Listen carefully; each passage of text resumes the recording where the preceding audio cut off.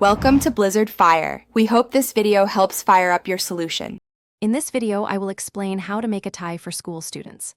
First, gather your essential materials: fabric, sharp scissors, a reliable sewing machine, and matching thread. Selecting a durable fabric like cotton or polyester ensures your tie will last through many school days. Next, carefully cut two main tie pieces, each measuring approximately 58 inches in length and about 3 inches wide at the widest point. This forms the basic shape of your tie. Now, let's sew the main body of the tie. Place your two fabric pieces with their right sides facing each other. Carefully sew along the long edges and one short end, leaving about a 2-inch opening on one of the long sides. This opening is crucial for turning the tie right side out later.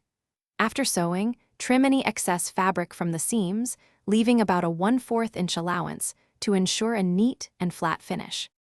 Once sewn, it's time to turn your tie right side out.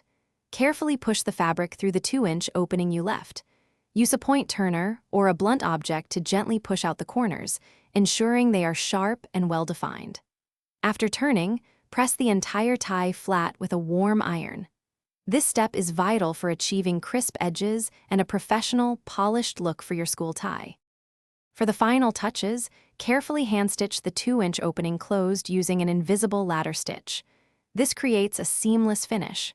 Next, consider adding a small fabric loop, about 2 inches long, on the back of the wider end. This loop holds the narrow end of the tie in place. Your custom-made school tie is now complete and ready for you to wear with pride. Thanks for watching. If you found this helpful, don't forget to like and subscribe.